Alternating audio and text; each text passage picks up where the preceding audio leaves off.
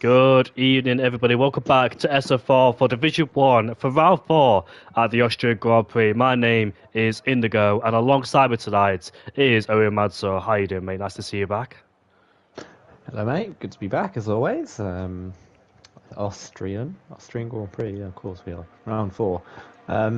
Full grid once again. Love to see that as always. I think we've had a full grid pretty much since the start of the season. The start of the season got underway, which is nice to see. Jensen's the first one out at the moment.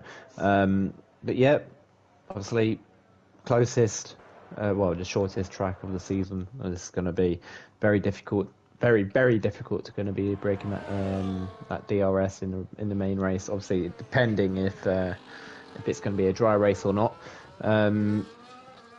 So yeah, we're in for a cracker of a race. I'm sure we are, and see who can take the win today. Obviously, Jensen, he's the one that's won the last two Grand Prix now, and at the moment he is like the new Laser. Last season, Laser, probably up to like round 9 or something, he was finishing on the podium every single race. Every single race he finished, and at the moment Jetson is doing that. Every single race he has finished on the podium, and that's both wins as well. He's obviously taken, so he's only 7 points off Rising Star currently. His teammate actually, Rising Star. So Mercedes currently pretty much, let's say, dominating in Division 1.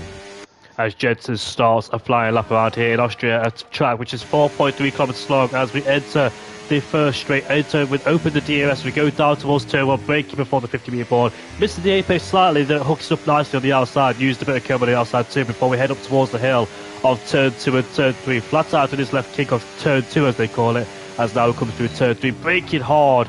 Scrub off all the speed on the entry, clipping the apex very nicely there. Back on the throttle once again for Jensen. Very nice, smooth traction as well. No signs of the rear stepping out for Jensen as we enter the third DRS straight. As we head down towards turn 4, where Burmeister tried to move on Yarholm yesterday, but couldn't quite make it stick as he hugs the inside line going in towards turn number 4. Now going through turn 5, which is a flat out corner. Turn 6, they just want to crank the steering in. A bit of a dab on the brake there as he lifts off the throttle once again. Looks like the car slightly understeering through there as it was a bit reluctant to turn in, but nevertheless still made it happen as we go through turn 8. He took a lot of curve there in turn 8. That's a very difficult corner because you want to use all the curve in turn 8 at the same time. Don't get dragged off the track as it will suck you in. As we go through turn 10 then, these two are difficult corners with the track limit violations around here. We see plenty of times of curving. It's a 4.1. Yesterday I think it was about 3.6 or 3.8 as pole, as Jensen is in the 4s there, so definitely be looking to improve on that lap time. But it's his first lap, of course, not always going to be perfect, but it's still good enough to put a 4.1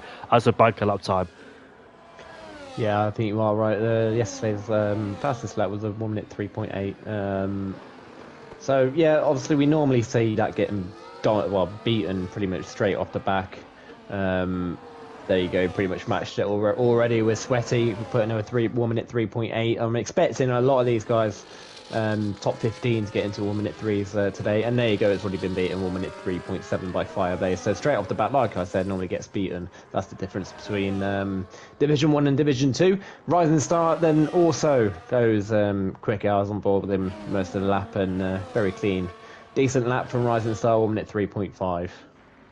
We've got Norris now making his way towards the final two corners. He has scored a podium just yet this season after being demoted after Mexico, when I think somebody had their penalties removed. Here comes Norris now, around the final two corners he goes as he crosses the line. He goes up to P4 in the Williams. He's been looking very strong, has Norris. Remember, he got spun out of turn number 1 at the Hungarian Grand Prix. Talk about Norris, and he's just said in the chat, go Norris. But Norris, he has been very strong. He had to make a comeback drive back at the Hungarian Grand Prix, and Imola, it didn't quite go his way either. But Fireblaze, the man that could have won last season's Grand Prix in Austria, but unfortunately he had Jensen spinning in front of him. Fireblaze had to take a forward action, and without that 20-second time penalty he had at the end of the Grand Prix, it was 0.005 between those two. As Nico Rosberg goes quickest with a 3.3. Wow, what a lap time there for the RB driver. I think this is EVE Nico, if I'm not mistaken. Oh yes, potentially, because he's in the RB as well, and so yeah, I think you are right. I think it is EVE Nico. Obviously, he's changed his name, so still the same person, but just different name. So that shouldn't confuse us as much. As Laser's not having a very good time at the moment. He's just doing his second lap now, and again he's invalidated. He validated first time, and he's invalidated once again, so he can't get a clean lap in at the moment.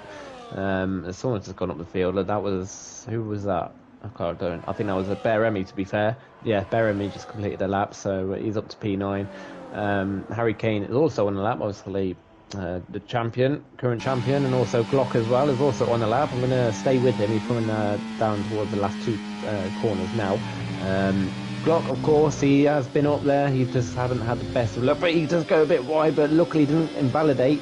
And he does a 1 minute 4.086, and he wiggles the wheel a little bit. And I'm guessing that's a bit of frustration there from Glock. Obviously going wide at that last corner. Probably lost a couple of tenths there. Last time we saw a Glock race here was season 15 of the Austria Grand Prix. Him and MDJ had a cracker of a battle. Look at the gap between Kaname down towards Glock, all within the 4.0. That's how mighty close it is around this track in Austria. Every single driver tried to push the limits of the track. High risk, high reward, it must be said, because you want to use all the track available to you and try and maximise all of the track on the outside without putting the wheel off. At least keep one wheel within the confines of the white lines here, because it's so difficult at the same time. If you do that, then you'll find a lot of time. Predictions of the top three for quality today. I honestly don't know, mate, because there's been so many changes, so many unpredictable moments that goes on here in SFR. Anything could happen. So if I was going to make a bold prediction, I'd say Nico Fireblaze, and Jensen, or maybe Rising Star, I have no idea. But talk about Jensen, he's already 2 tenths up in the first sector, so already improvement despite the first sector being in one corner only, as we now head on towards the third straight with the DRS wide open. There's a Red Bull right behind us. I'm not quite sure if that's Bear Remy. It is Bear Remy, so he's following Jensen as he slides going towards turn 4. So we see Bear Remy and Bear Remy and Harry Kane usually pick up a slipstream off each other all the time in qualify, but this time Remy's getting a helping hand from Jensen behind or in front of him. Jensen is 3 tenths up in this middle sector. Can he find more time? He's been on fire so far. Has Jensen, as he makes his way towards turn 9 and turn 10 we go. Bear's quite close behind him as we make our way now towards the final 2 corners we go. Let's see where Jensen can pop his Mercedes as he runs off the final corner. Jensen goes towards third place. It's a 3.6, and in the background, I think Bear spun. Yeah, he went a little bit too wide on the last corner and just spun. Obviously, it's not the main race, so again, he's obviously got away with that. I don't think he was improving too much either, so he won't be as frustrated maybe. But yeah, that's his lap basically ruined, and currently he's down in P12, and I'm sure he can improve on that. We normally see a lot of improvements as qualifying goes on. Yeah, still plenty of time. Plus, this is a short track, so you can get in, get out, and do multiple runs as well if you wanted to around here in Austria. Not like Belgium or Singapore, it's a long track. As Samid goes towards, or stays P14 with a 4.4 just ahead of Langford. Quace is back. He did 2 races in season 15, didn't race in season 16 in Division 1, and he's back in P16. We've got Laser in the Aston Martin now heading towards turn 3. Laser was in the McLaren for the past few seasons. Now he's in an Aston Martin, which is very weird to see still as he heads downhill towards turn 4, braking hard here in towards turn 4 we go, hits the inside curve very nicely there, used a bit on the outside curve, not too much of it though, otherwise it could unsettle the back end of the car. Balakonga, by the way, is not out there, hasn't settled that time yet. We haven't seen him appear on the track. Crossfire Strike, is back after his last race was at the Mexican Grand Prix, but I tried to hunt him down for a podium. He finished P3 in the Mexican Grand Prix last season, and he's back, so let's see what he can do. Here comes Laser now, right off the final corner. What can he do with the Aston Martin as the DRS is wide open? Let's see where he can put his car inside the top 6, just behind Fireblaze. Yeah, Rising Star's also on the lap as well. He's just basically just equaled his sector 1 time. Obviously, he's coming up to the sector 2 line now, so let's see what that's going to be. About 2 tenths up, so at the moment, Rising Star it might actually take that pole position off of Nico. Obviously, Rising Star, I think he took pole last race, and Hungary as well. So Rising Star very strong in qualifying, and normally very strong in the race as well, as we know. He's come really wide there, so he's lost probably a lot of time there, and he's actually lost all that time now on that final corner. So a lot of these guys going wide at the final corner there. So we saw Block do it, we saw Bear Remy do it, and now we've seen Rising Star do it. So 3 of these drivers, maybe more, will be going wide at that last corner. So some of these guys can't really stay on the track at that final corner. Obviously, they're trying to go as quickly as possible. Of course, it's qualifying. But obviously, you got to stay in the white lines as much as you can. Yeah, Harry Kane had a massive snap going down towards turn 3. He has batted off his lap time now, so Harry Kane down there in P11. Currently, P18 in the championship is Matthias, and not really the usual place for him. The first 3 races hasn't gone his way at all. Despite winning in Imola, he did pick up a 10-second penalty, and I think he finished in P7, which gave Jensen a second win of the season. So Matthias, at the start of the season, has been on the back foot, but we know how strong he is for the whole season. So let's see if he could try and make his way back towards the front, where he should be. The dark horse of Harry Kane, as Sweaty F8 goes towards 4th place, and he had great pace back in Imola too, but unfortunately he picked up too many penalties. He actually slowed down as well because he was in the fight for the podium pay positions, but he slowed down, and it cost him everything as well. I think Shizu Volakongan managed to get himself on the podium as well, so his first race in SFR this season, Volakongan got himself on the podium, so good result for him after starting down in the last place. Can Volakongan keep it up? He hasn't set lap time just yet, has the man from Norway, and in PSG F1 as well, along with Jensen, but we'll see if he can do it. Modus is back as well in the Williams. He was at the RB last season. He scored multiple top 10 finishes. Here he is in the Williams around the final corner. Let's see what Modus could do on his debut back as he crosses the line now, stays or goes up to P16 ahead of Samit. There is 6 minutes left to go in this session. We've still got plenty of drivers out there circulating as Glock has a massive moment out of turn before. The back end of the car just kicking out of him as he took too much curb on the outside, but now he flicks his way towards turn 6 and turn 7 he goes. Let's see what he does in his little sector. He was challenging MDJ for the race with Mercedes in the foreground, picking up a lot of gravel there. I think that could be one of the, I think he could be Rising Star just in front of us. It is Rising Star, but he is back in the pit lane now as Glock continues his way towards the final 2 corners he goes. Let's see what Glock can do as he crosses the line right now. He goes up into P9 inside the top 10. As I was watching Baramy as well, and again he's also invalidated. So Red Bulls at the moment 13th and 14th, not really having the season that they want. Well, the start of the season that they wanted.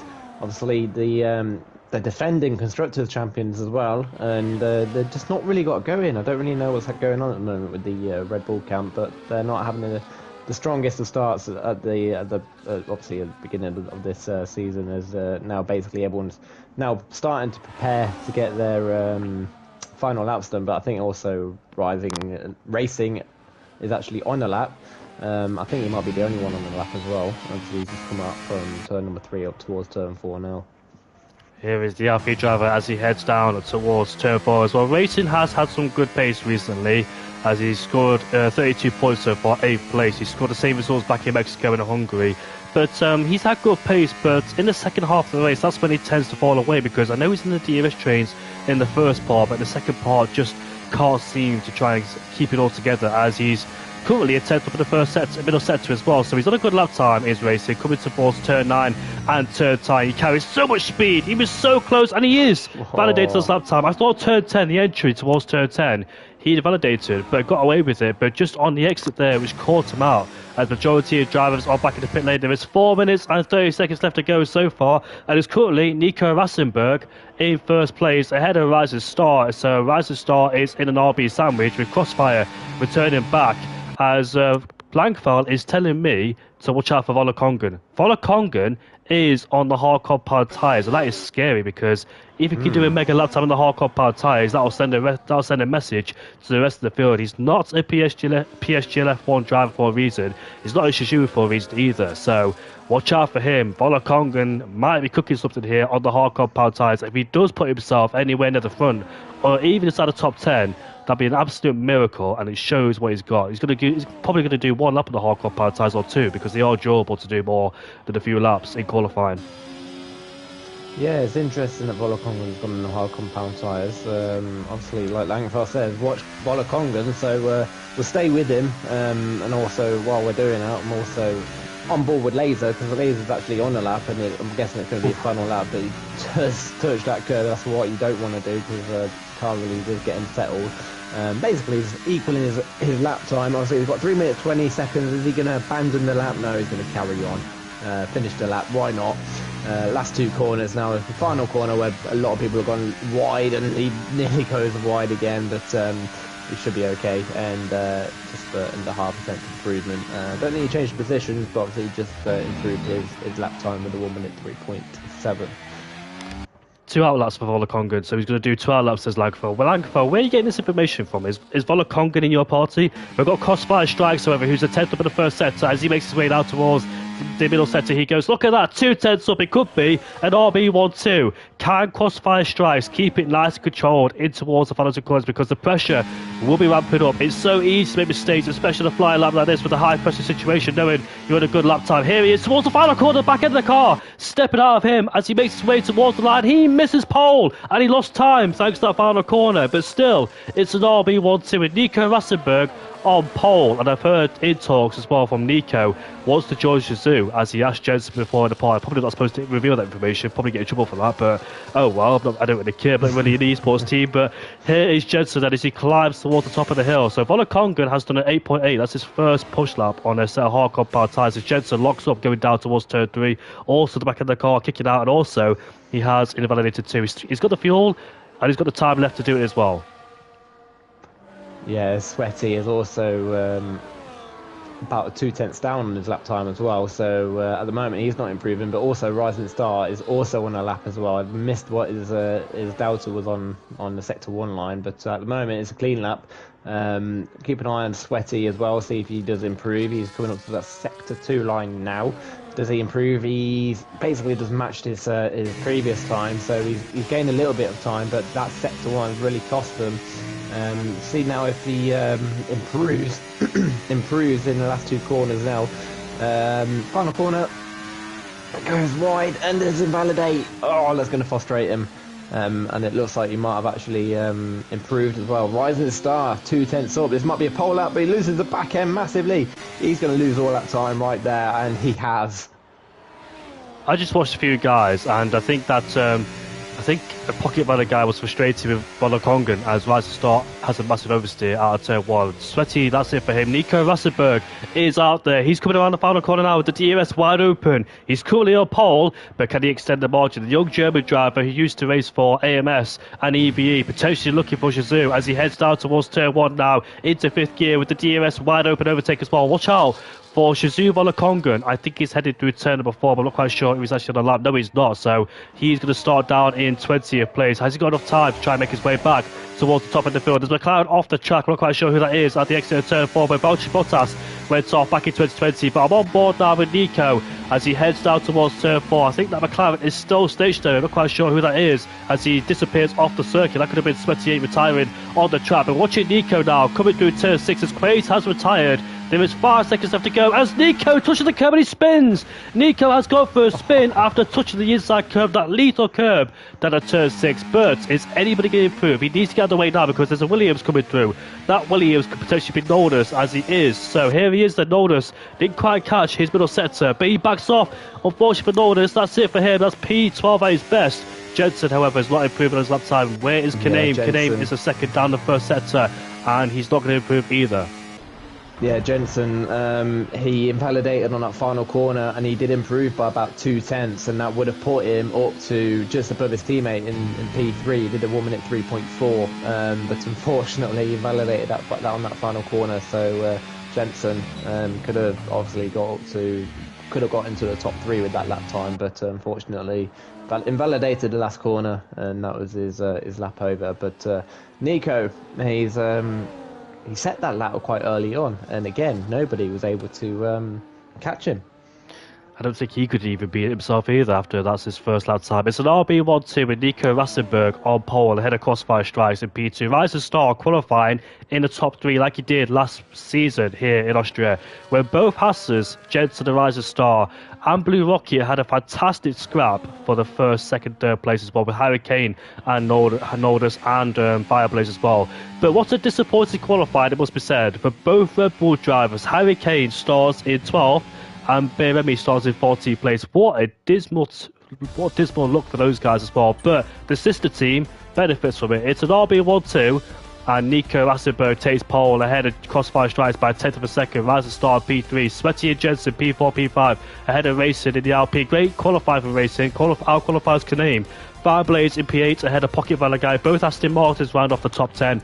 Glock in P11 just outside of it, followed by Hurricane, Nodus, Beremi, Langford, Quaist, Odibor Draugen, Melnus, Samid and Shizou Volakongan in P20, who apparently did a 4.8 on hardcore pod tyres, but he validated that lap time. But he will start last like it was in Imola, as last time in Imola, he did score a podium, finished in P3. But let's see, can he do it again? It's going to be a lot of work because you might get stuck in a DRS train around here. DRS trains are going to be the main factor around here, as Nico says, I am sick, by the way, so when I'm top 3, I can't do the interview. Well, Nico, that's if you finish the race, mate, because you DNF'd on track the last 2 races. No, I'm only joking. Nico. But yeah, let's talk about Nico, because that man has some great pace. And I think he was over-pushed it back in Hungary because he was right behind Blue Rocket when those guys were on the hard compound tyres, as he just kept pushing so hard every single lap, as he looks like he was driving on the edge all the time. And he spun the car on a turn number 8 after that chicane.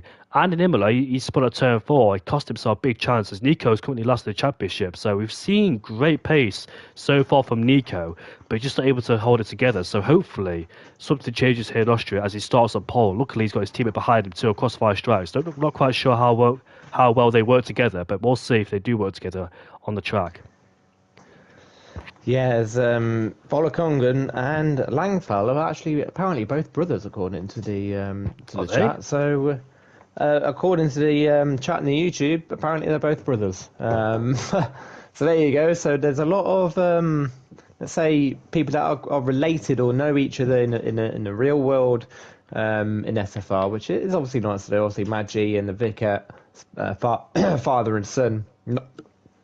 Notice Ellie. They're in a relationship. Myself, Simo, in a relationship. And now we know that Langfell and Volokongan are brothers. So there's a lot of people that are like related or obviously know each other. So in the real world, of course. So, that's nice to know as well, of course.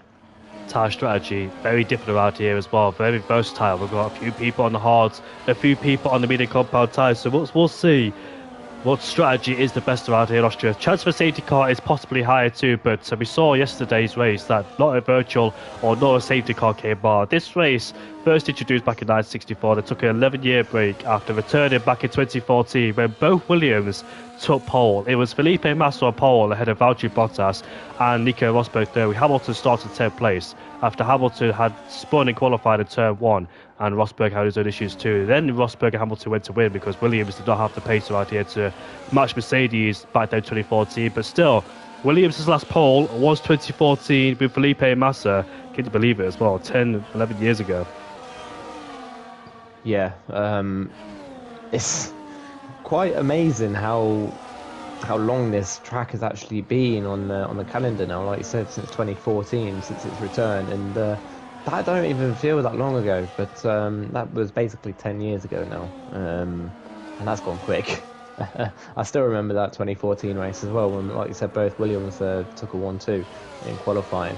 But yeah, as you can see by the tyre strategy as well, there's quite a lot of mixtures, so that's going to be interesting, especially in the later stages. Of course, medium compound tyres are going to be stocking earlier, but we normally see it's full of medium compound tyres at the start, at the beginning, and then everyone on the hards at the end. But it's very mixed today, so let's see how all this works out.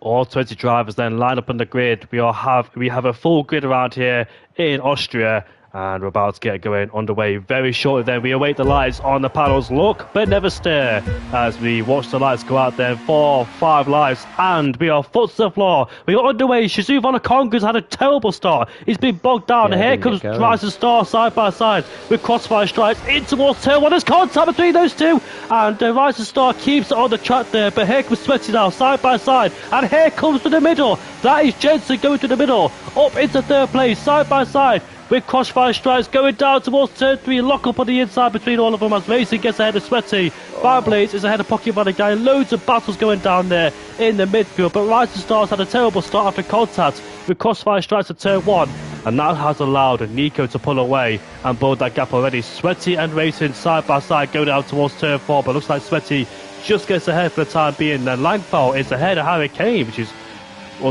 unusual, but Harry Kane has been shuffled down into P15. He's on the hardcore power tyres, of course, so a horrible start there for Harry Kane in 15th place. But Volokongan, despite being so detached from the back of the field, as Jensen has been overtaken by Rising Star now, puts himself into P3 as Jensen almost lost the car going towards turn 9. and keeps it stick and keeps it pointed in the right direction. But however, it's lap 2. Nico leads with a 1 second gap over Crossfire Strikes. Can Crossfire Strikes get himself in DRS range of Nico? Oh, Crossfire almost lost it at turn 1, and Rise and Star immediately with the DRS wide open puts pressure on Crossfire Strikes. But as you saw yesterday, we saw amazing teamwork with, I think it was Danny Boy, and there's contact going down there towards turn 3 between Sweaty and Jensen. Sweaty now gets ahead of Jensen with the helping hand of the medium compound tyres, putting the RB under pressure, and here comes Crossfire Strikes. Look at that. That's just such a weird downshift in this game. Did you see that on board Crossfire Strikes? I'm on board with Sweaty, so I've missed it. I don't know what he did. Yeah, he went from 7th to 6th, like downshifted very quick for no reason. That's because you're saving battery. Yeah.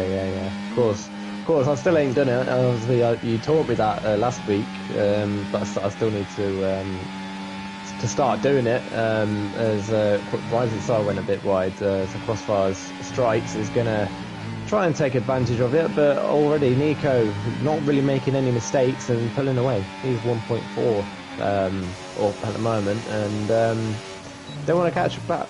Well, like you saw in yesterday's race, if they want to catch back up to the leader, they need to start working a bit together, like Lord Danny Boy and who was it? Burmeister caught to Yaham, but just too little, too late, and obviously they caught up to him on the final lap. Just couldn't get the overtake done. They nearly got the overtake done, but just ran out of time. And Yaham did a pretty good defending, let's say, on that final lap.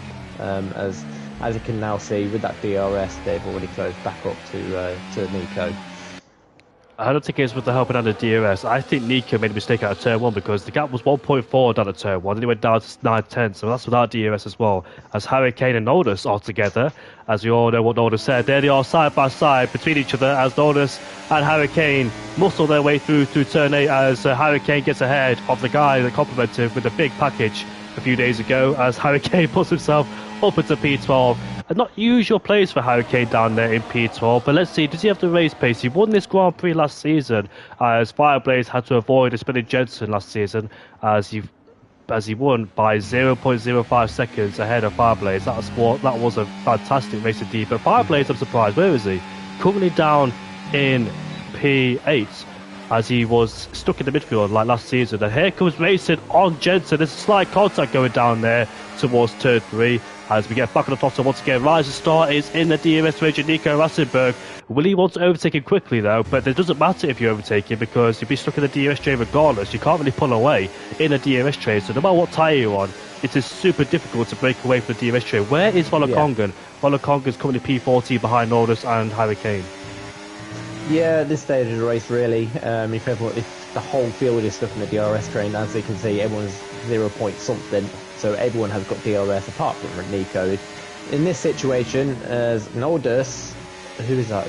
My camera's messing up. Volakongan, sorry, has actually got past Nodus. So Volakongan really on the charge at the moment, but you could just, just stay on the DRS and hope for a mistake by someone, but Volakongan is really on a charge and set the fastest lap now, so now it's P13, so like you said, got the podium last week, maybe you can go even better and maybe get that race win. Obviously you'll have the advantage of the medium compound tyre later on, but obviously he will lose time when we'll come into pit with the undercut and that, so we'll lose a little bit of time. There is actually quite a big battle going on in the midfield. There's 3 wide nearly as Crossfire Strikes going to try and go around the outside of Nico, but he's got to watch out for Rising Star because Rising Star's right side by side with him as well, so now they're going to go side by side, Crossfire Strikes and Rising Star. Rising Star is going to try and go around the outside. He is still there, but now Sweaty is actually going to get that overtake done, so good move there from Sweaty to get up to P3. Yeah, Rise and Star attempts to move down at turn 3, tried to go down the inside of Nico, but got put into a cute angle. Crossfire Strikes was around the outside of turn 3, had a much better launch out of the corner, therefore he got Rise and Star. And Crossfire Strikes and Nico tried to fight it out for first place down at turn 6, but Nico had the advantage over him, and Rise and Star has been shuffled down to P4 because Sweaty made a fantastic move going down towards turn 6 and turn 7, and here comes the RB of Crossfire Strikes as he takes the lead of the Grand Prix. Nothing Nico could do about it as Sweaty F8 is wheel to wheel as we go down towards turn 3. There are quite a few people are in a battle with each other 2 by 2 as Sweaty and Nico wheel to wheel there, touching bodywork between each other as we have the DRS wide open there. That's Glock. Glock's gone spin. I don't know exactly what's happened. Is that Glock? That is Glock. But Crossfire Strife stays ahead of Nico. Sweaty still P3, so both RBs are working really well to keep Sweaty behind for the time being there. I think both RBs will try and trade DRS, get past each other and try to keep the other people at bay. But Jensen now is ahead of Rising Star, his own teammate, so he puts himself back into 4th place as Kaname is right behind his own teammate as well. So both RBs there working together on Racing and Kaname. Kaname's right at the back of his teammates on the hard compound tyres, of course, so he's allowed his teammate to be up there in P6 on the medium compound tyres to allow him to have a chance to fight the other guys. But these guys are tantalisingly close. This reminds me of last season when Rising Star and Jensen were in the same situation, stuck in the DRS trade. They kept trading places every single lap with Blue Rocket as well. They had a fantastic scrap for P1. In the background though, Dragon spun out of turn 1, and here comes Sweaty down the inside towards turn 3. Can he make it stick? He's laying the brakes and he does make it stick. But we have a power traction race out of turn 3 right now. Let's see, with the DRS wide open, who gets ahead of who? Nico in the slipstream of Crossfire Stripes going down towards turn 4. That's fantastic car placement there for Crossfire Stripes, but Sweaty trying to go down the inside, he can't do so, and Sweaty stays behind both RBs there, so good tactics there. Crossfire Strikes working well as Volakongan has got past Hurricane. They're going side by side in towards turn 6 we go. Volakongan taking the outside line. Can he make it stick? He can. Chops off the front wing of Hurricane, but still Volakongan from 20th to 9th puts himself inside the top 10 within 7 laps. Fantastic indeed, as Volakongan seems to be the only one making his way through the field despite being stuck in a DRS trade. Yeah, Volakongan is doing an amazing job at the moment. Obviously, he's on the hard compound tyres as well. He's using his ERS well as well to close up to his whoever's ahead of him. Obviously, he's got Fireblaze ahead of him now. But up to P9, obviously, he made a couple of positions when Glock spun. So I don't, like I said, I don't exactly know what happened. So I think he made 1 or 2 positions there. As again, the leaders, both RBs are swapping positions. Yeah, I think they are working together at the moment. They're trying to keep Sweaty behind. Obviously, Sweaty's tyres will start to go off around about lap 12. So it's important for them to keep him behind, and hope, well, for them's sake, for them two to work together well enough to obviously keep this 1-2, and it would be a brilliant finish for the RB team. As Pocket Banner guy, I just caught him at the exit of turn 4, going out wide and picking himself up a 3-second tablecy. He's the first driver in the field to pick up a 3-second tablecy, as the DRS trade has been split. So Quace, 16th place, has broken the DRS trades. That becomes the second pack, as he's going to have a hard time catching up there if he can or not. But now we're heading up towards turn 1 we go, with all these guys so pushed together, both Mercedes versus both RBs, with Sweaty in the middle of it. And here comes Jensen now, right step back. This is reminiscent of last season when he did this. Here he is, down the inside towards turn 3. Can he make a move on the McLaren driver as we head out turn number 3 with Sweaty on the outside? Better traction, as you can see, on the medium compound tyres, of course, but with the second hand of DRS, will he get him down towards turn 4, or will he just stay behind? Sweaty attacking and defending at the same time, trying to keep Jensen behind, but trying to overtake RBs. Fireblaze and Volakongan in towards turn 4. Let's see who wins out of this battle. The Norwegian versus the Dutchman, as Volakongan just simply walks past him, goes up into P8. That's a very... he's still there. He's still on the inside, sorry, but Volakongan, with a much better traction around the outside, stays ahead.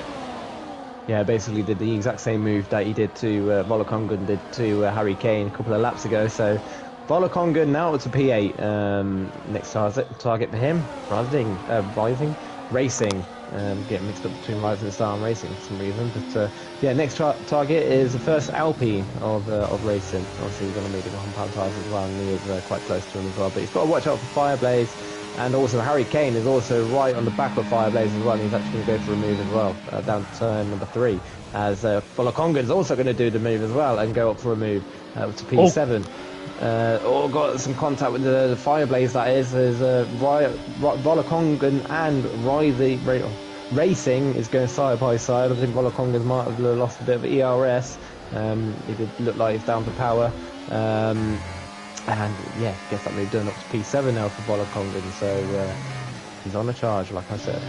Fireblaze and Hurricane made contact down at turn number 3. Fireblaze tried to go to the inside, but unfortunately he had to Well, he made contact with him and therefore lost a few places. That's why those two have been split up. As Volokongren got past racing, he puts himself into P7, but at a cost as well, because they both made contact at the exit of turn 4. But Volokongren, with his mighty pace, is able to stick in the DRS trade. Volokongren is currently in P7, hunting down the top 6, and this is going to get very hectic indeed with all these guys so pushed together, as the medium compound tyres will start to feel the tyres going so slightly, so the pit window could be open in a few laps time, probably around lap 15, 16. Here comes Crossfire Strikes on his own teammate, heading down towards turn 3. It's so close on the braking. Sweaty has the outside line. Can he get much better traction? Massive wheel spin as he bumps and taps Nico Rassenberg, as they both have DRS on the back of Crossfire Strikes. Crossfire Strikes has boxed him in. I remember saying this last season too, with both Hassers and Blue Rocket in the Ferrari, as Sweaty stays in P3. But here comes Jensen now with a better exit on the hard compound tyres.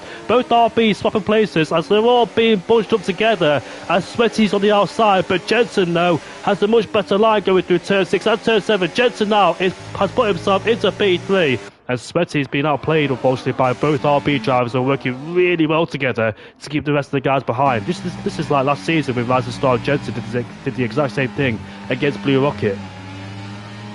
Yeah, this is the only issue when you're actually attacking someone, is that if you're attacked or you are unsuccessful, you are prone to obviously defend quite a lot to the guys behind, and obviously Sweaty wasn't able to get that overtake done on Nico, and then Jensen took advantage of that, and now both RBs once again swapping positions. So again, the RB team working really well. Sweaty is up the inside of Jensen as well, but Jensen you normally get the better exit when you're on the outside at turn number 3, and he does get the exit that he needs, and might actually put pressure on Crossfire Strikes, maybe trying to go for the outside, but tried to go for the over and under, but Sweaty was there, so he wasn't able to do that.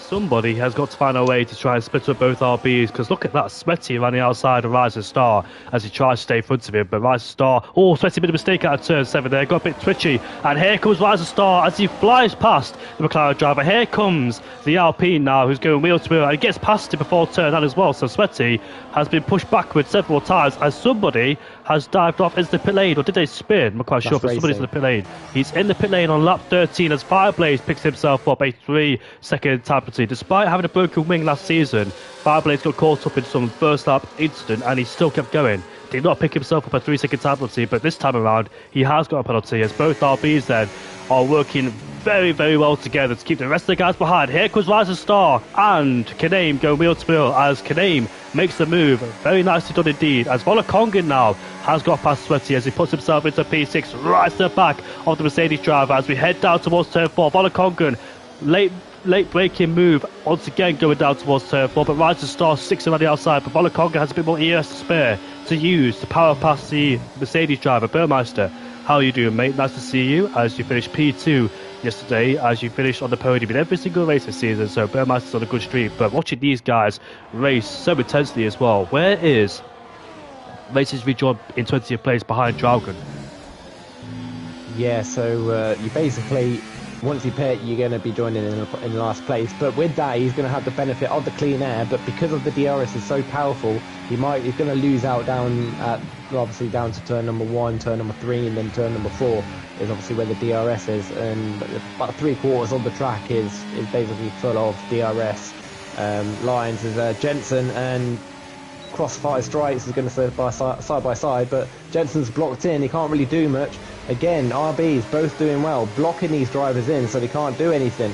But again, Jensen is going to get that move done on Crossfire Strikes. Nico probably should have boxed him in, really. But Nico tries to outbrake Jensen. Doesn't really work. Jensen around the outside. And finally, there is somebody new. Oh, Nico! He saved it twice. I don't know how he saved that, but he got really lucky there from Nico. But like I said, there's somebody else now in the lead, bar from... Oh, there's a crash! There's a crash! It's Volokongren and Kaname! What on earth happened there between those two?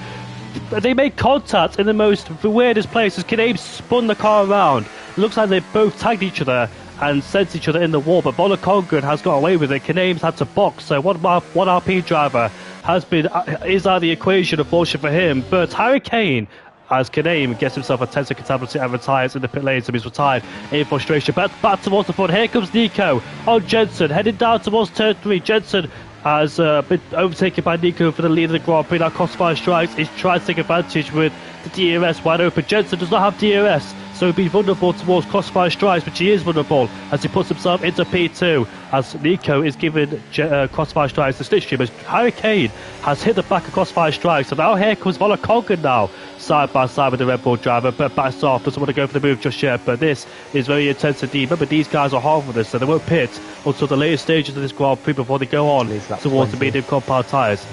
Leads lap 20, 21, 22, yeah, around that time of mark as well. So we won't see these guys pick just yet, so expect more battling between these guys on the hard compound tyres. But this is helping the medium runners who pitted early on in this race, like Rise of Star, who's just pitted from mediums to hards, now he's in P16. Both Mercedes did split the strategy, as Samid is up to P10 ahead of Melnus as we go down towards turn 1. Both RBs have been amazing. Sorry, I can't even speak. Have been so... you know what I'm trying to say. You go ahead. I might take a break. But actually, Jensen again is actually going to try and go... Well, actually, he was going to go for a move, but then made Crossfire Strikes to make a defence into an attack on Nico, and gets that move done beautifully, really, as Nico has actually got the DRS now, so he'll be able to use that to defend off Jensen, no problem whatsoever, as Pocket Valley Guy and Fireblaze are going side by side. Fireblaze round the outside, keeps with him, still side by side, going up to turn number 5, or turn 6.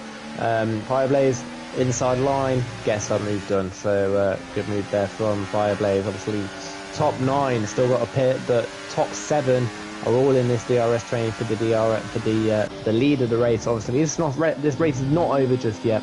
We've still got another 21 laps and pit stops still to come. So as soon as pit stops come into play, that's when they've got to be careful, because you can get traffic involved, and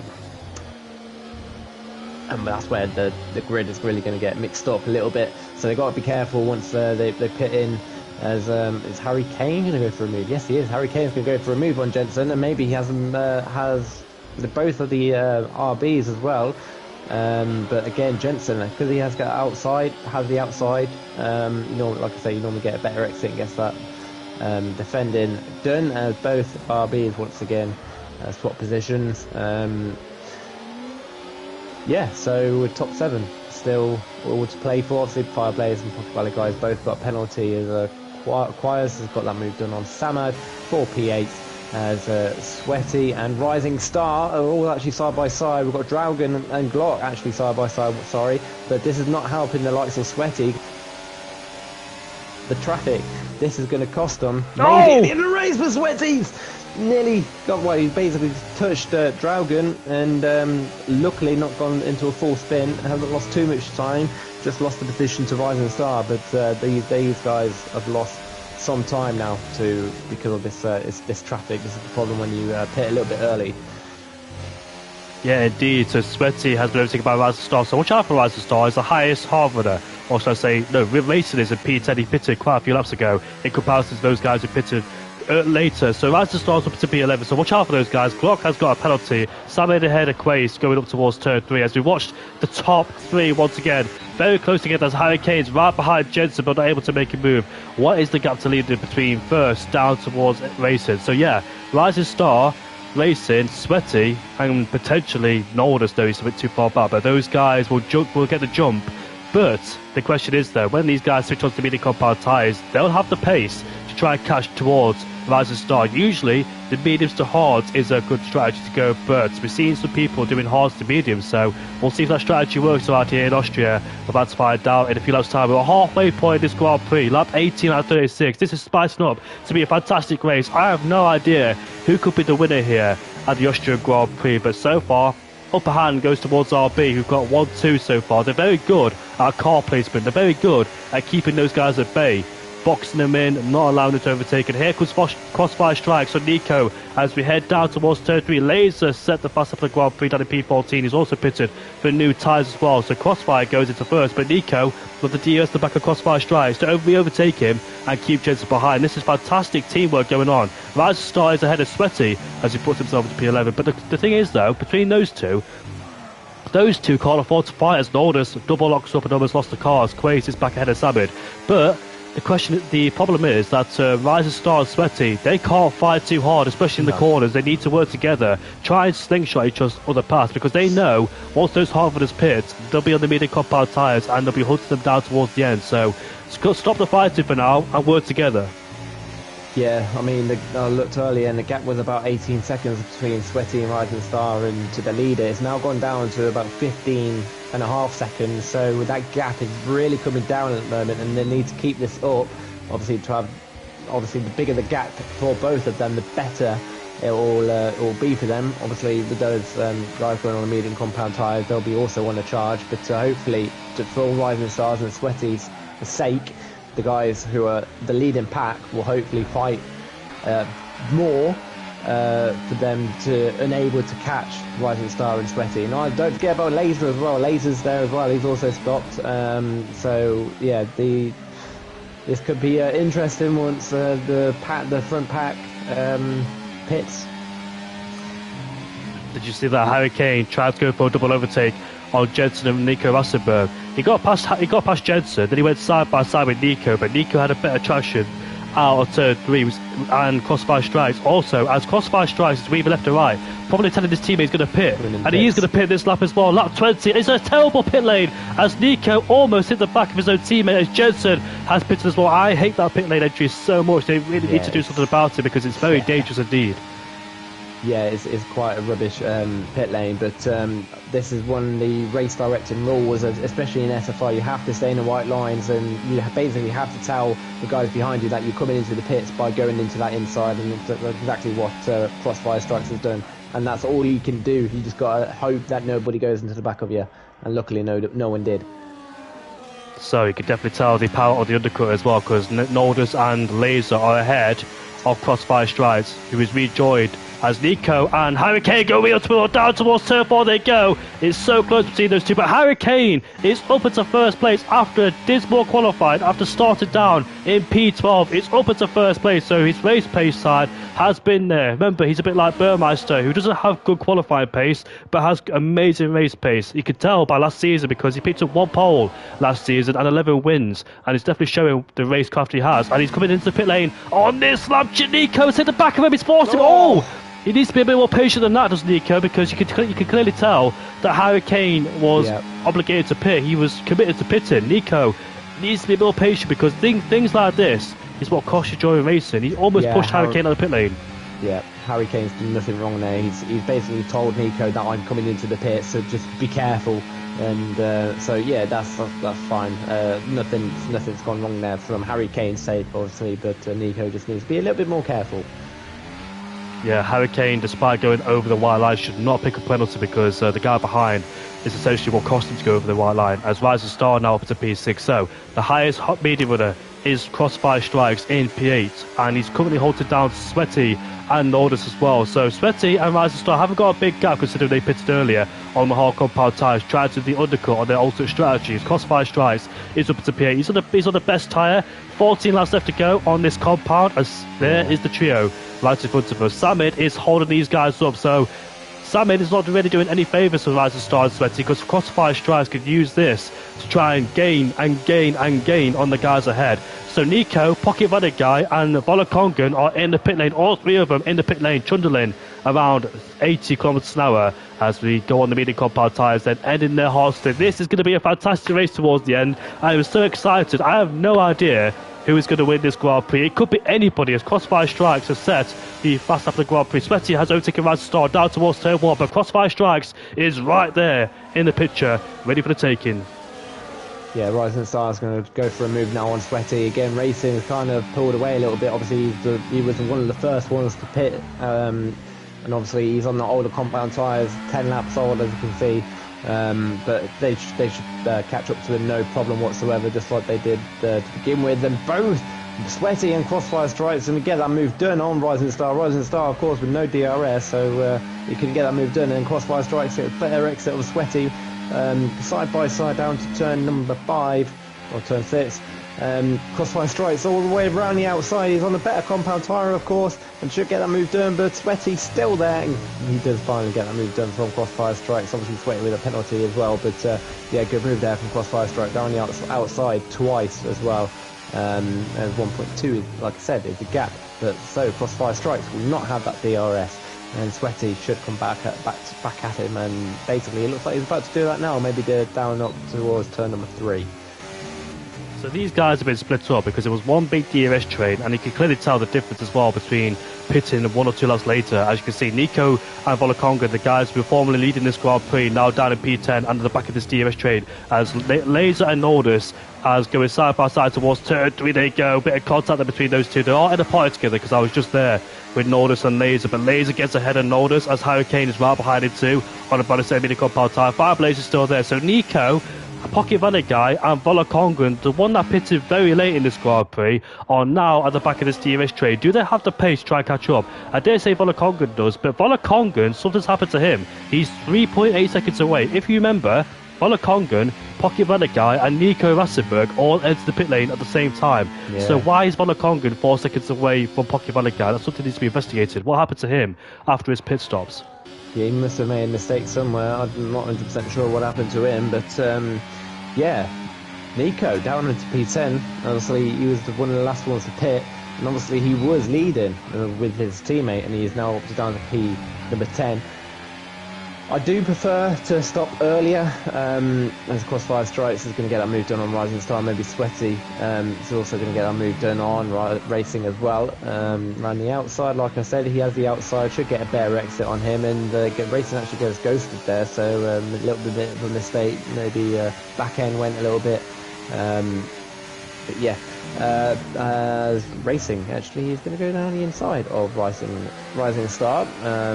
Championship leader at the moment, of course, Rising Star is. Obviously, I don't even think he's actually won a Grand Prix yet, but but he's made contact, and he's able to save it, but he's lost a couple of positions, lost a position to Jensen and Laser. Rising Star as yeah, that's just very unfortunate for Rising Star, as Sweaty and is now trying to catch up to Crossfire Strikes. Can the medium runners further in the background, or Hurricane, Nico, Pocket Valley guy, Volakongan, try and make their way back through? They're quite far behind because they pitted a few laps later in comparison to others. Look at Crossfire Strikes. He pitted 1 lap earlier in comparison to the rest of the guys. And look where it's put him. Into first place. He's broken out of the DRS range after being in a scrap with his teammate and the rest of the guys for the whole race. Pitted 1 lap earlier as Racing gets a terrible exit. As you mentioned, he was ghosted last lap. That's because him and Sweaty made contact, and now Jensen has put himself into P3 ahead of Racing Nibbler. Back last time Crossfire Strikes was racing, he finished on the podium with Jensen back in the Mexican Grand Prix, but Jensen was trying to hunt down Fireblaze back in Mexico, but Jensen missed out on Fireblaze. But his first Grand Prix is in the background. Dragon, has gone for a spin, I think, out of turn 3, or was that somebody else? Bonus out of turn 3. He was gone for a spin, and it's going bad to worse. But here comes Jensen on Sweaty before turn 9, and he puts himself in second place. He's on the same tyre age as Crossfire Strikes. Can Jensen hold down Crossfire Strikes? The gap. Oh, Jensen's off the track there, the exit of turn 10, so it'll cost him a bit of time, plus the validation too. But Sweaty surely not make a move going down towards turn 1. No, he thinks better of it and stays behind, but you might get him up towards turn 2. Crossfire Strikes out of DRS, but will Jensen catch him? But here comes Sweaty now on Jensen. Not what Jensen needs, unless, of course, it's Sweaty and Jensen going to work together like Burmeister and Yorhub did to get back in the DRS range. Here comes Fireblaze on Nordus and Rising Star too as we head towards turn 3. Not quite sure what happened there, but I think Nordus tried to go for a move on Rising Star, but now he's wheel to wheel with him going down towards turn 4. Jensen's back ahead of Sweaty, puts himself back into second place. Are they getting any time? Not really between Crossfire Strikes and Jensen. The gap is still 1.9 seconds there between those two. Laser's in a good place, you know, P5. Still there is Laser as there's massive tyre smoke coming off the back of Racing.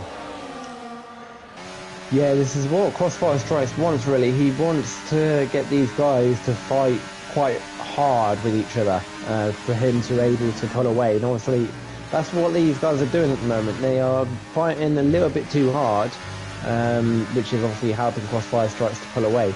1.9 is now the gap, so like you said, Jamie, both Sweaty, Jensen, Racing, Laser, all these guys need to work together to catch up to Crossfire Strikes. It's like we saw in yesterday's race, but at the moment they're not really doing that. As Sweaty, is he going to go for that move on turn number 3? No, he's being sensible, and it looks like he's going to go for a move down up to the down towards turn number 4. But this is what they need to do each lap, is trading DRS, just like Sweaty and Jensen did right there, to able to maybe pull in Crossfire Strikes. Crossfire Strikes, he just needs to concentrate on having a really good sector 3. That's all he can do. Obviously, if that's the only zone that hasn't got DRS, and it's his only opportunity to kind of pull away. But yes, as Jensen is losing a little bit of time to Sweaty, but not too much. Have we got anything else going on? Really? No, not really. It's just down to B10 now, this battle between 10th and 2nd. Obviously, I'm not saying first because Crossfire Strikes is over a second, but 1.5, so the gap's starting to come down now, but Sweaty seems to be a little bit quicker than Jensen at the moment. Yeah, indeed, on the hardcore power tyres, but unfortunately Sweaty, like back in Imola, has picked himself up a penalty. Jensen now puts himself back into P2, trying to hunt down Crossfire Strikes. The closest they got the gap is down to 1.4, but still too far away. It's Fireblaze and Nodus now, fights their ways. Rise to start, breaks himself. Hurricane goes through, he's up into P6. Is Hurricane from starting from P12, and here we are on the straight again. Sweaty, he overtakes Jensen, puts himself back in second place, trying to get the gap under 1 second. As we go down towards turn 4, Rise to Star on Hurricane, down towards turn 4 we go, as Hurricane just stays in front as well, puts himself into P6. Not really much progress going on for Nico. He's been stationary in P10, been a bit quiet since the second half of this race in P10, ever since he pitted on the medium compound tyres, but it's all about timing as well in Formula 1. 1 or 2 laps staying out could make a huge difference, and look where it's put him, in a vulnerable position in P10, stuck in a DRS train, whilst his teammate is benefiting from clean air and in P1 as well, trying to pull away and break away from Sweaty and Jensen, but they are slowly but surely bringing that gap down on Sweaty and Jensen. As we head now towards turn 1 we go, I think Jensen will re-overtake Sweaty, get himself the DRS on the back of a McLaren driver and make his way past, try and bring the gap down even more. There is 6 laps left to go. This reminds me of yesterday's race as well now at this stage, at this Grand Prix. And here comes the Red Bull driver on the inside. Strikes have gone wide. Has he? Yeah, he has. He went wide at turn 3.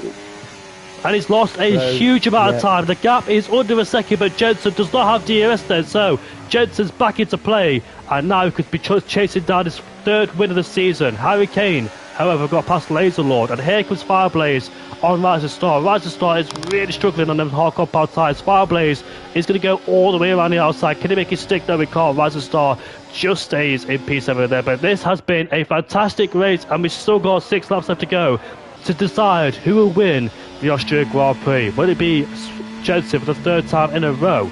Yeah, it will be 3 times in a row as well. 3rd time, yeah.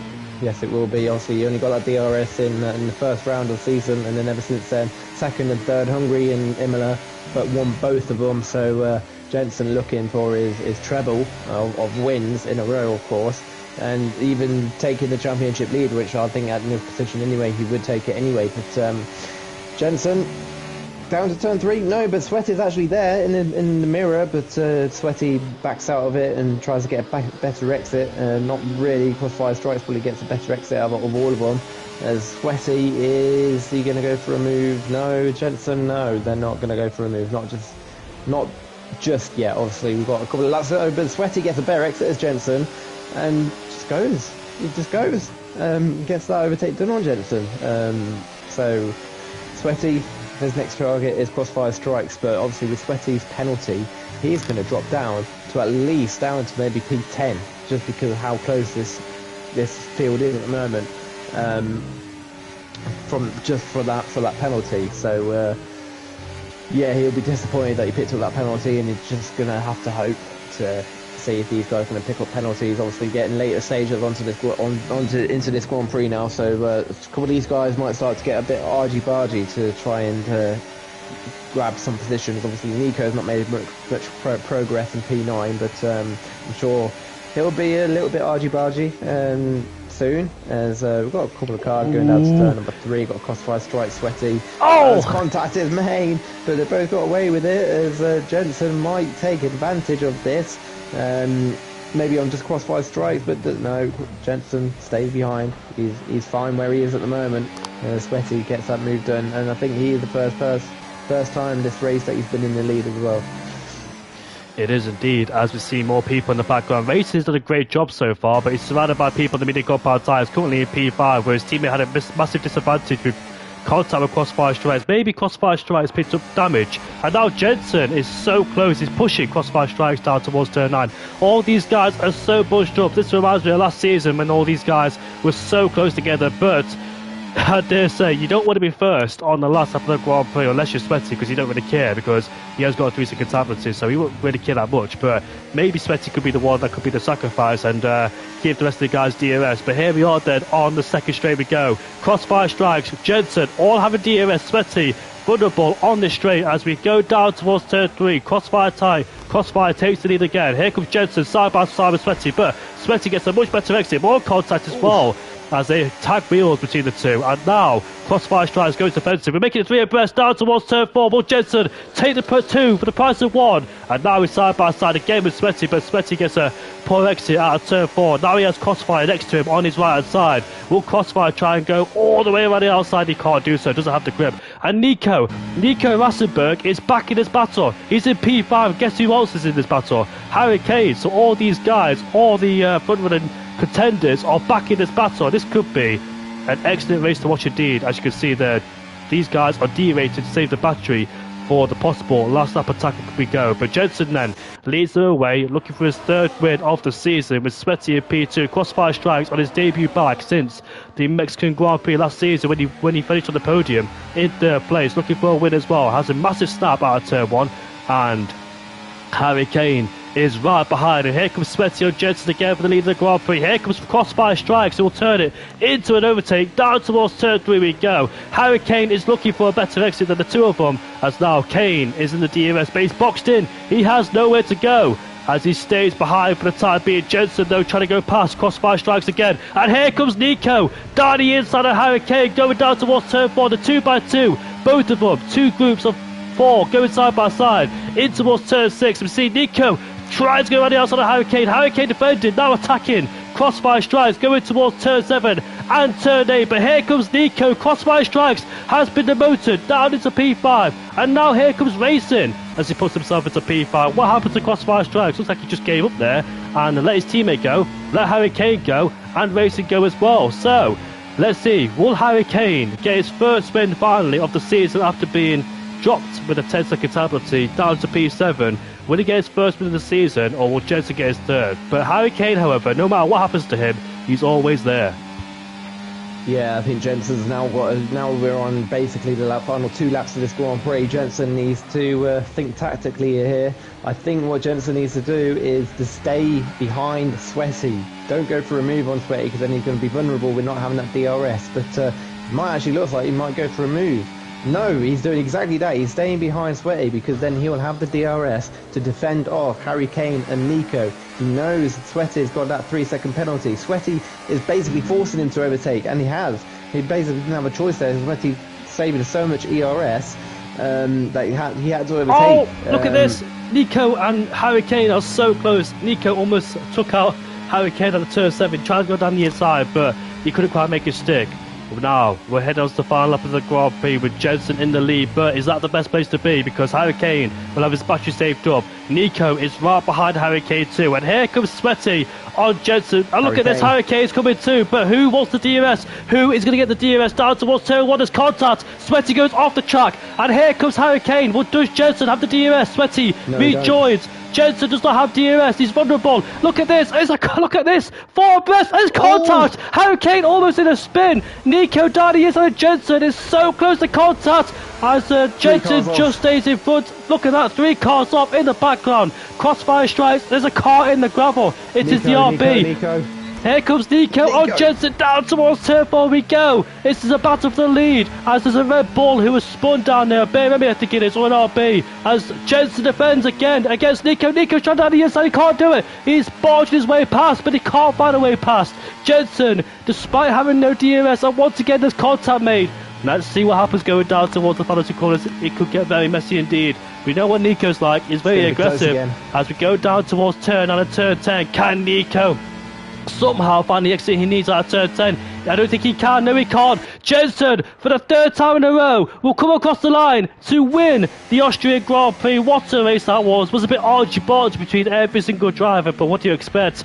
It's the Austrian Grand Prix. There's always going to be some type of contact. Nico on the podium for the first time this season, despite having the 3 DNFs. Harry Kane in P3 from P12. Great race from him, but he might be a bit frustrated with the contact that was made down there. But what on earth happened between all those guys? And Laser up into P4. Great race from him. Yeah, Laser was probably one of the quietest ones out of their whole pack, but yeah, that was down to turn number 3 there in that final lap. That was you just didn't know where to look. Obviously, it was nearly 4 wide with Harry Kane losing the back end as well. Yeah, 3 cars off as well on the exit, and then Nico then tried to go for a move on Jensen. Exactly what we saw in yesterday's race as well. But Jensen was able to defend off that move and take his 3rd win of the season. That's 3 wins out of 4 of the season. Again, basically we can say Jensen has won every single race he has finished. Obviously with Laser last year, he said Laser, he has finished on the podium every race he has finished, but this time Jensen has won every single race he has finished. So Jensen, we could say, is the new Laser in a way. On a winning streak is Jensen, finally showing his true potential pace after a disappointing start last season. Very slow start, couldn't really find his feet, was struggling with the setup. The back end of the car always stepped up. We've seen it plenty of times where he just lost the back end of the car all the time, but looks like he's finally got it figured out, has Jensen.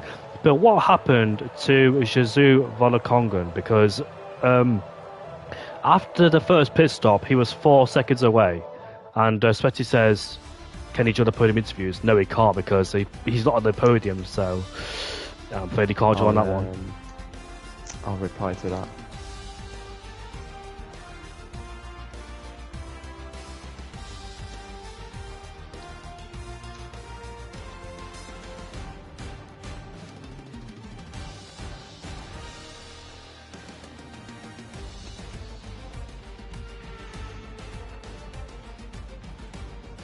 Wow, what a fantastic race that was. Incredible action indeed. Can you get any closer than that? Of course, there'll be quite a few arguments in the chat, but we'll see what happens at the end of it. Crossfire Strikes unfortunately got shuffled backwards after being swamped up by the pack, as Nico Rassenberg has joined the party. We'll start from P3 upwards, so Harry Kane, Nico and Jensen. Jensen has joined as well.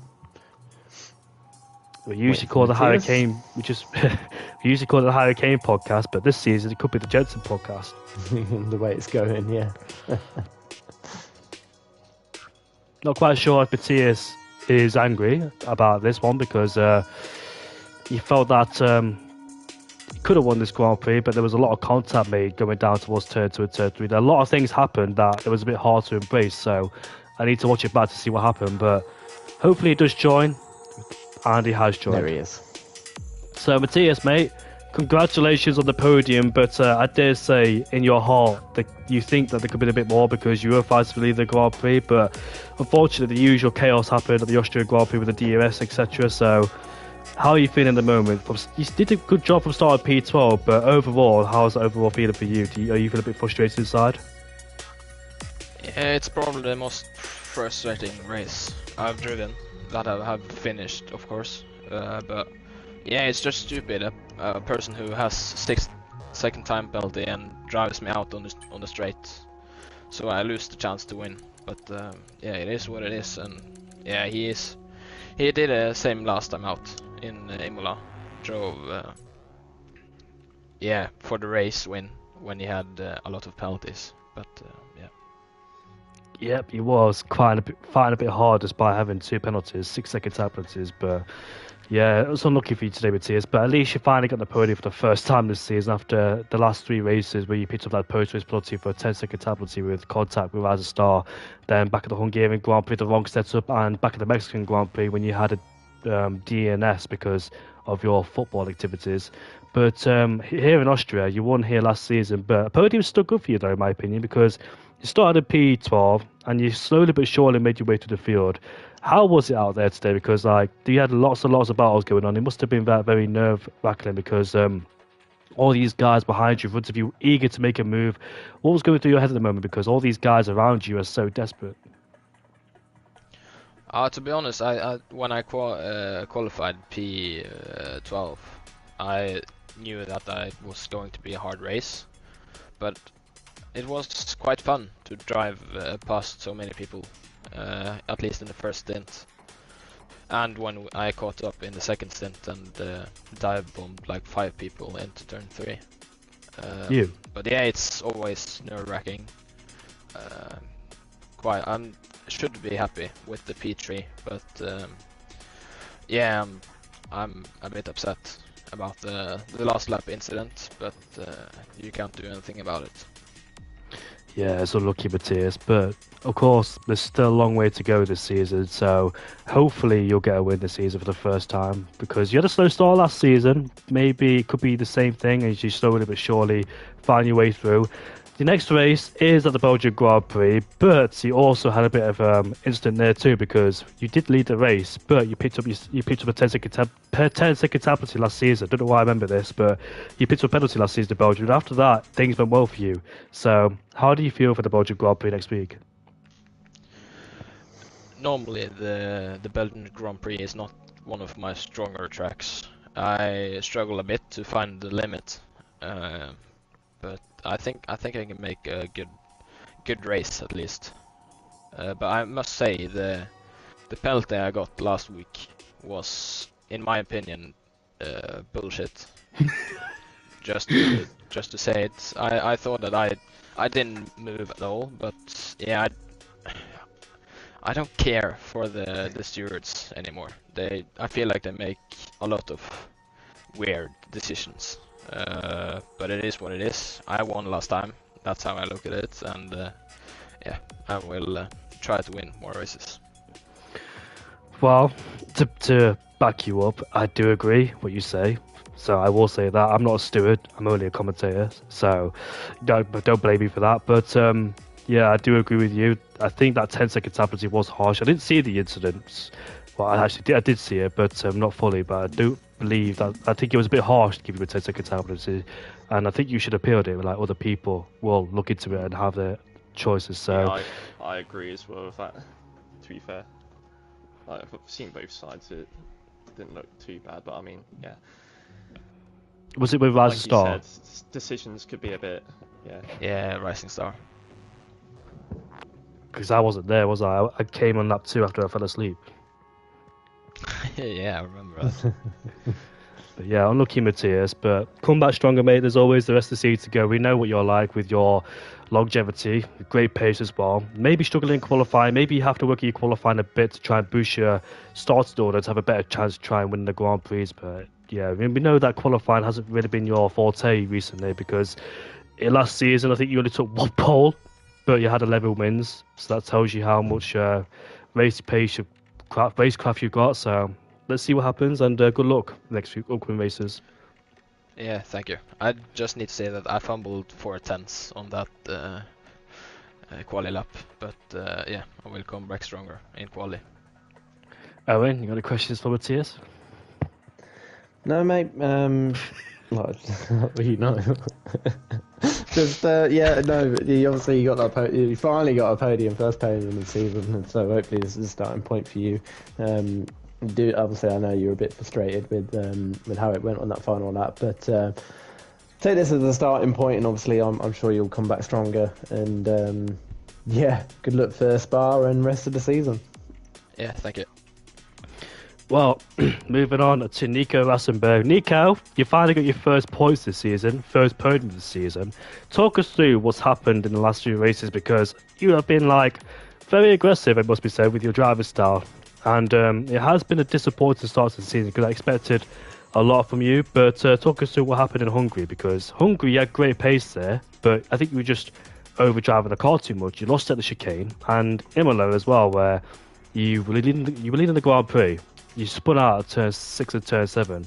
But here at the Austrian Grand Prix, it looks like you try and keep it together as well. I know the strategy might have put you backwards a little bit as well, because you were last at the US trade essentially with Pocket Guy and Volokongan. But this race was much better from you. Is it a starting point? Yeah, I mean, the last race was very frustrated because I had the pace to win, but I don't know, I had no practice at all every time, every race, you know, and yeah, the small mistakes I made, so frustrated, and I'm happy to be back on podium. Yeah, I'm very happy for you too because it was a shame to see you have those incidents because you had such good pace in the last few races. But here at the Austrian Grand Prix, you and your teammate, let's talk about that because you and Crossfire Strikes work well together. I know the two of you aren't particularly that close because I know that Crossfire Strikes is other leagues. I know he's an esports driver, but we're not in the same esports either. But you two aren't that close, and you work really well together. Talk us through that first stint when you and Crossfire Strikes kept the others back at bay. Yeah, the teamwork was crazy. We was not in a call. That was very, I don't know, was difficult to make it, but we make it perfectly, and nobody can overtake us. And yeah, then the pit stop. I wasn't expecting that the guys pitting so early, because I was before the race. I was looking on my esports chat, and they say lap 22, and I was focusing on the lap and wasn't expecting that this guy is pitting so early, and that losing me the win, I think, and it just frustrated. But yeah, was very clean with crossfires.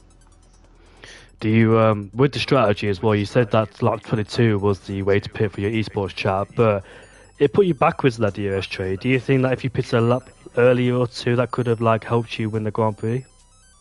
Yeah, I think so. But yeah, I mean, here the undercut is crazy.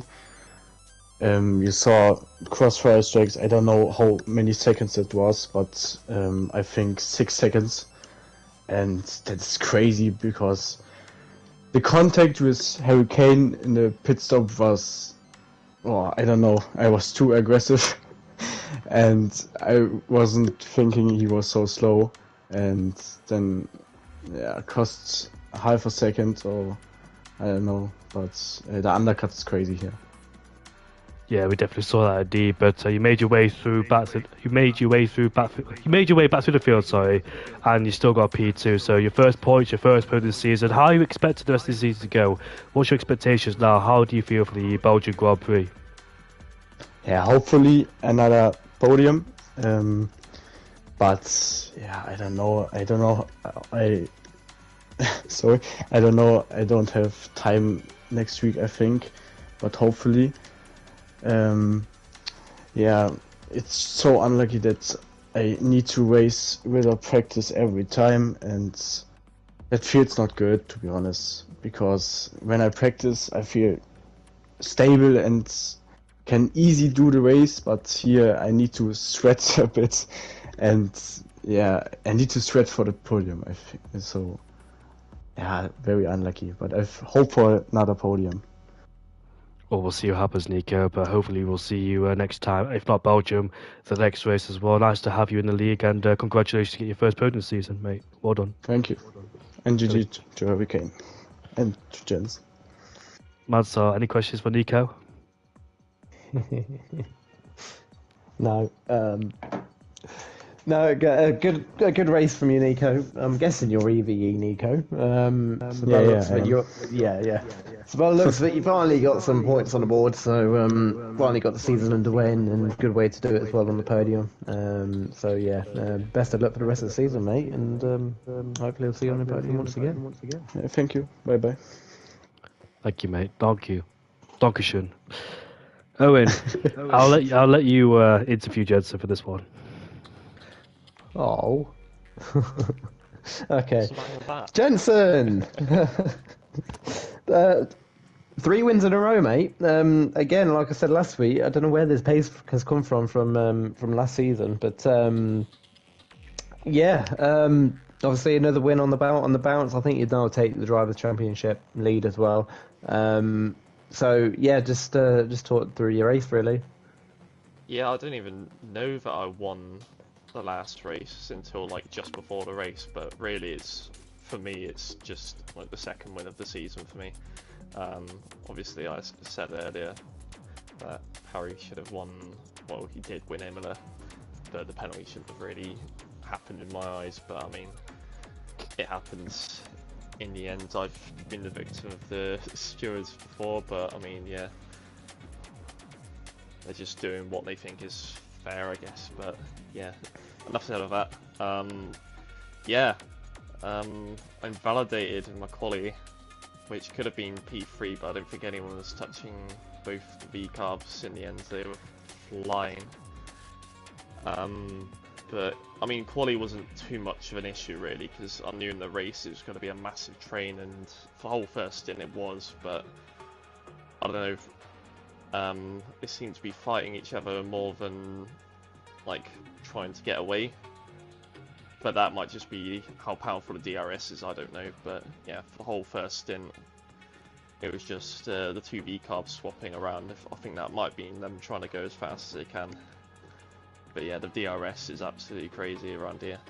And then went for the undercut, which proved to be the right call in the end, because, well, if you look at that, it was like a 2-second undercut, and the track position I gained in the end proved pivotal for the final laps. But yeah, I don't know what Sweaty was doing the whole last. I spent 10 laps behind him, and he was like not using anything in between turn 7 and 9, and the overspeed was just too much, and like everyone was catching up right at the last moment. I was getting rear-ended into turn 9. It was so dangerous. Like instead of trying to work together to get away, he decided to fight us, and in the end that probably cost him a few places, because he had a 6-second penalty. You may as well go as fast as you can, but I guess not. But yeah, in the end I just went none for turn 1 and see how that played out, and he literally just went straight on to turn 1, so I tried to get the switch back and everyone's all right between each other, and then yeah, tried to hang on from turn 3 onwards, and I just about managed to hang on against Nico. He did a really good job there. Probably ran out of VRS though, because he came from quite far back, going on to the last lap, so fair play to him. But yeah, to win another race feels good. I think I might be leading the championship now. I don't know, but yeah, You are. seems like the old days. SFR. So yeah. Yeah, Feels back good. at the season 9, season 10, I think, when you won your championship. Yeah, obviously, what was I going to say? I forgot what I was going to say now. Yeah, well, final laps with Sweaty, of course. Sweaty and you was 1 and 2. By the looks of it, you were very comfortable just to stay behind Sweaty for the rest of the race. But obviously, Sweaty turned down his ERS down to none, which forced you into an overtake. I take it he was hoping he was gonna obviously stay in front of you, for you to have that DRS to defend off that. I mean, I knew he was gonna, I knew he was gaining a bit of an advantage with his tyres slowly but surely towards the end, if you see the hard tyres, but I don't know. I was just hoping he would get swarmed by the other cars going into the final lap, and maybe that would kind of give me that buffer, because yeah, he was kind of either a mobile chicane or absolutely sending it, so it was one or the other. But yeah, I was lucky to have the likes of Harry Kane, Crossfire and all that get up behind me on the final lap, and I just had enough ERS to counter the DRS. I think he probably used a lot of his energy going before the final lap, so he might have not had enough to attack. So, Yeah. Obviously, you had nearly 4 wide into turn 3 at on the final lap. So I bet your heart was going a bit. yeah. There's this track is crazy. This year, man, it's absolutely stupid how powerful the DRS is. Stupid how there's no dirt whatsoever. So it's it's like 10 cars within a second almost you get to. So yeah, Yeah, both me and Jamie has been saying that all season long, well, all year long since the game first came out. It's been the DRS is really powerful this year on this year's game, but well, last year's game, whatever you want to call it now. But what are you hoping for Belgium? Another 4 wins in a row then, or? I'm not looking forward to Belgium. It's probably my weakest track on this game. And by that, I'm probably going to be like half a second down on the likes of Crossfire, Nico, maybe Harry, Kane as well. So, I don't know, I'll probably look forward to some points. If anything better, then that's just a bonus. So, yeah. We'll probably get a little bit of practice in during the week, because I think I've only done one race around Spa. So, yeah. See if I could improve my pace and see where I could be next week. Yeah, obviously the DRS obviously won't be as powerful. Well, might be still as powerful, but obviously it's a bigger track, so hopefully more gaps in the track for your sake. But yeah, no, well done again for today for taking the 3rd win in a row. Hopefully the form for your sake continues, and yeah, good luck for next week and the rest of the season. Probably be the end of it, but yeah. Cheers for the comms as well tonight, guys. No worries. Jamie, back to you.